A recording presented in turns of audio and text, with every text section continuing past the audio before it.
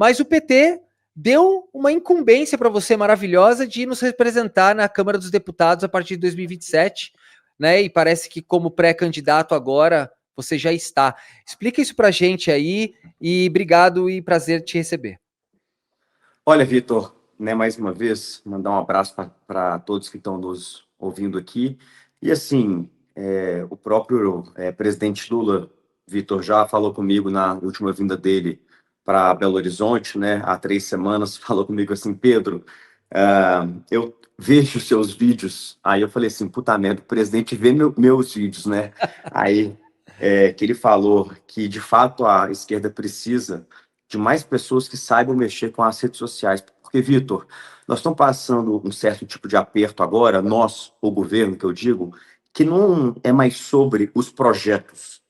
Porque o presidente Lula tem ótimos projetos, tem excelentes projetos que vão baratear a comida, a gasolina, a luz na casa de milhões de brasileiros, mas faltam ainda 2 coisas. Primeiro, faltam pessoas nas redes sociais que vão divulgar, porque não adianta só o Lula fazer uma puta medida se não tiver gente nas redes sociais defendendo e gente com alcance. Da mesma forma, não adianta o presidente Lula fazer boas medidas se no dia seguinte aparece uma página de um Nicolas, por exemplo, fazendo uma mentira, uma fake news que vão taxar o Pix, por exemplo, sabe? Que vão fechar as igrejas, alguma coisa. Nós temos que ter alguém, e foi nesse tom que eu me coloquei também nessa matéria, Vitor.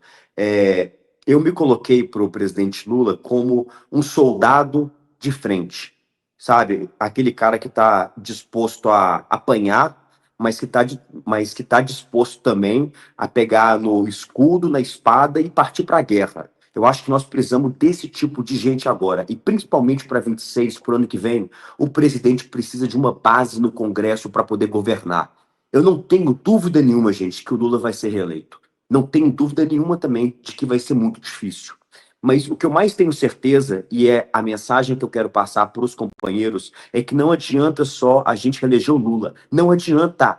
Não adianta. Se a gente não colocar com o Lula pelo menos 200 de deputados que são fiéis a eles, ao Lula, nós não vamos governar de 26 a 30. Não adianta reeleger o Lula se a gente não der para ele um deputado, uma deputada, uma senadora, um senador. Não adianta.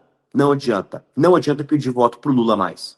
Tem que pedir voto para o Lula e para o seu deputado, para a sua deputada, porque, gente, o Lula, se não tiver uma base no Congresso, vocês podem anotar isso.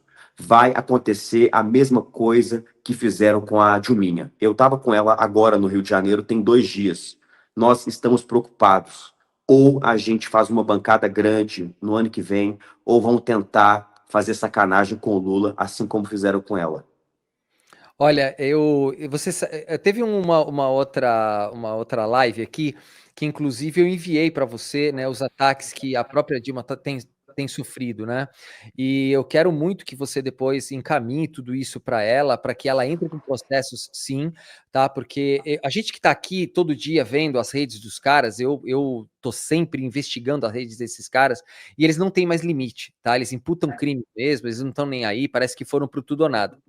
E você, como futuro representante, se Deus quiser, aí do estado de Minas Gerais, né, como deputado, a preocupação de Minas Gerais, agora falando em Minas Gerais mesmo, que é o teu reduto, como é que você tá absorvendo o Nicolas e o Cleitinho com tanta repercussão aí em Minas?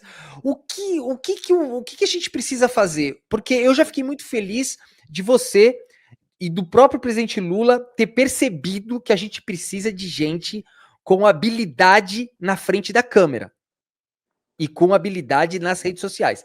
Isso é incontestável e a gente está fazendo isso aqui todo dia. A gente está falando, PT, abre o olho, tem que colocar gente com mais articulação de internet, senão não adianta nada. Estou feliz com isso. Mas como é que você está vendo esse cenário aí e pesquisas que estão colocando aí Nicolas lá na frente e Cleitinho? Como é que você está vendo isso?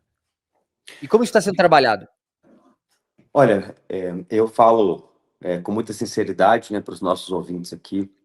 que não é mais sobre Minas Gerais. Ou a gente, de fato, aperta contra o Nicolas, ou a gente vai ter um problema muito grande em 2030, por exemplo. Porque se a gente não acaba com esse problema agora, se a gente não junta todas as nossas forças para de fato fazer a denúncia e expor para o Brasil inteiro a hipocrisia do Nicolas, a gente pode ter um problema grande com ele em 30. Que o Lula não será mais candidato, né? Será o último mandato dele. A gente não tem um candidato da esquerda, ou mesmo da centro-esquerda, que está mais ou menos encaminhado. Não temos. Então, é o que eu falo, Vitor, que não é mais sobre Minas Gerais, virou um problema brasileiro. Ou a gente se junta em figuras também que conseguem fazer esse combate contra o Nicolas, ou nós não vamos perder só por Minas Gerais, não. É por todo o Brasil. Minas Gerais é o segundo maior colégio eleitoral do Brasil inteiro. Quem é eleito em Minas Gerais se elege no Brasil inteiro também.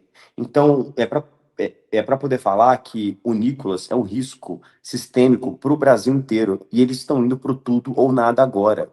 Tudo ou nada. Eles estão já cometendo crimes num nível nunca antes visto do próprio Eduardo Bolsonaro pedir sanções econômicas contra o seu próprio país, coisa que nós temos ali na lei muito clara, de forma muito aberta, que é passível de prisão, sabe? É crime lesa pátria.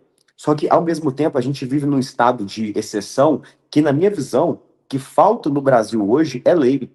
O que falta no Brasil hoje é que a lei seja cumprida. Porque se a lei estivesse sendo cumprida na prática, o Bolsonaro estaria preso, o Eduardo Bolsonaro, para além de já estar preso, ele nunca teria a possibilidade de ir para os Estados Unidos para poder fazer, pedir uma taxação, uma punição contra o seu próprio país. Então, o que falta de fato é que a lei seja cumprida. Nós precisamos de penas rígidas, de fato. E todo esse contexto de anistia serve mais uma vez para a gente mostrar para eles que não vai ter anistia, que vão ser condenados, que vão ser punidos, que vão ir para jaula sim, porque se nós abrimos a porteira por pelo menos um segundo, falando assim, não, vamos pelo menos anistiar a parte deles, só para poder acalmar o Congresso, acabou. Acabou. Se a gente anistia um só desses bandidos criminosos que destruíram Brasília, nós estamos falando para eles que a nossa lei não vale de nada, que a nossa lei é como papel higiênico, que só serve para vaso. Nós não podemos deixar e temos que enjaular e punir todos eles para poder mostrar que nós temos regras. Se fosse em qualquer outro país, já teriam sido todos presos, enjaulados, não teria mais direito a 3, 4 advogados, 5 instâncias, sei lá o que. Não tem, gente. Cometeu o crime, acabou. É prisão. Então, assim, o risco dessa extrema-direita é muito sério. O governo do presidente Lula está caminhando com todas as dificuldades que tem. Imagina só, um governo que hoje, gente, são 513 deputados. Nós não temos na base do governo, na base fiel, que não fica mamando nas tetas do governo, nós não temos 100 deputados. Nós não temos na base hoje desse Congresso, nós não temos 20%. Como que o presidente Lula tem que passar e consegue passar tantas leis importantes para o Brasil, para os brasileiros pagarem menos na conta de água, na conta de luz, pagar menos na carne, no arroz? É com base no Congresso, que se não tiver 50% mais um, não aprova projeto nenhum, gente. Então, o Lula, na minha visão, sabe, Vitor, está fazendo um milagre. Um milagre. Porque Eu falei isso hoje. nenhum Eu outro falei isso presidente hoje. na face da história conseguiria fazer o que o Lula faz com tão poucos deputados. Não existe, não existe. Exato. Eu tenho eu tenho falado, eu tô falando com você aqui sobre Minas Gerais, porque a gente sabe que Minas Gerais é muito relevante em todo o cenário nacional, né? Tanto com questão de produção agrícola, enfim, de tudo. E a gente também tem um grande problema de Minas, que é trocar o governador, né? O Zema, pelo amor de Deus, né? Hoje eu vi um vídeo dele aqui hoje que ele simplesmente criminalizou o MST e vai partir para cima, né? Ele falou que já deu ordem para os policiais militares que para ele qualquer tipo de entrada em fazenda para ele é invasão e vai ser tratado como criminoso, quando na verdade a gente sabe qual é o papel de denúncia do MST e que é muito importante. Mas aí nesse cenário, observando também a necessidade da gente tirar o Zema daí, o que você acha que o Rodrigo Pacheco ele vai estar do lado de uma frente ampla, unindo as possibilidades democráticas do país? Você acha que o PT em Minas Gerais vai também participar de uma frente ampla, pegando aí pessoas do centro, talvez, para que a gente possa retomar as rédeas do país na questão democracia, porque sem os estados também fica difícil. Eu sou do estado de São Paulo e aqui o Tarcísio de Freitas já se mostrou um grande ditador, né? Então isso também é bem importante. Você acha que o Rodrigo Pacheco vai se unir? Tem chance dele representar estadualmente ou tem outros nomes que você acha que podem ser colocados aí para substituir o Zema e ser competitivo, né, nas eleições para governador? Olha, Vitor, só fazendo um pequeno esclarecimento, né, para todos os nossos ouvintes aqui, o Zema está em segundo mandato, né? Então, a partir desse momento, o Zema ou ele vai para a vaga de Senado ou ele tenta ser candidato a presidente, a Estou falando vice-presidente. assim da Não, sim, continuidade do lógico, governo dele. lógico. Vai colocar um, E, né? e aí, assim, gente, o Zema nesse momento já cavou o próprio buraco, porque o Zema nas últimas semanas teve uma queda de popularidade nunca antes vista. Porque até então o Zema fazia um discurso, aquele discursinho frufrufru, de assim, Estado eficiente, governo eficiente, cortar os gastos e tal, nós estamos colocando Minas nos trilhos novamente, a puta mentirada, mas que era o discurso dele até então. Quando viu que não estava funcionando mais, que ninguém estava caindo mais nessa puta ladainha, porque o Estado está quebrado, o barco está furado, e está todo mundo agora afogando por causa do Zema e do seu péssimo governo, que não paga professor, que não paga funcionário público, que as escolas estão tudo regaçadas, as estradas estão terríveis, que o Estado está literalmente afundando e só sobrevive por conta que o Lula tem pena do Zema e que não começou a cobrar a dívida que o Zema deve por ele ainda. Então, o Zema resolveu, nas últimas semanas, mudar o discurso dele. Agora, o Zema virou o anti-Lula. O Zema não governa mais Minas Gerais. O Zema, ele só fala do Lula.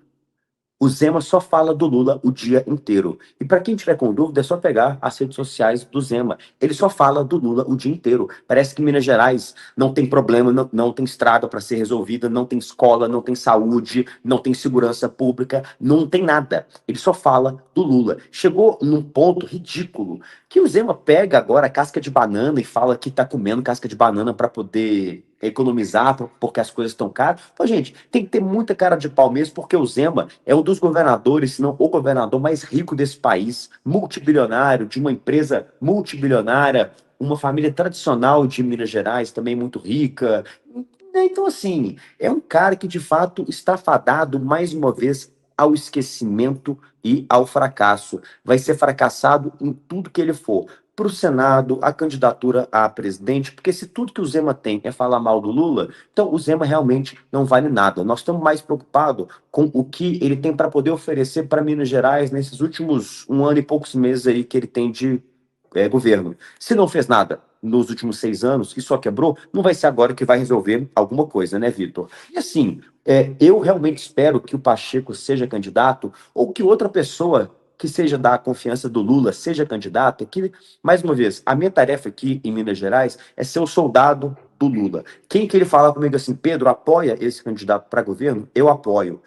Eu espero que seja o Pacheco, espero que seja outro candidato que seja da vontade do Lula. O que nós temos que ter bastante em mente é que nosso inimigo aqui é o Cleitinho. O Cleitinho é o candidato do Bolsonaro. O Cleitinho é mais um desses, né? Que é senador, que não faz absolutamente nada, que vive de criticar o Lula, de criticar o PT, que diz que o Brasil está acabando, que as pessoas estão morrendo de fome, e é por causa do Lula, por causa do PT, mas na hora de votar, vota tudo contra o povo. Então, é um desses hipócritas que vivem de TikTok e que trabalhar mesmo que é bom, porra nenhuma. Então, fica O Nicolas, o Cleitinho e o Zema, os três patetas fracassados que não fazem absolutamente nada pelo estádio e junta os três patetas para poder gravar videozinho junto e vão tentar ganhar as eleições ano que vem. Não vão.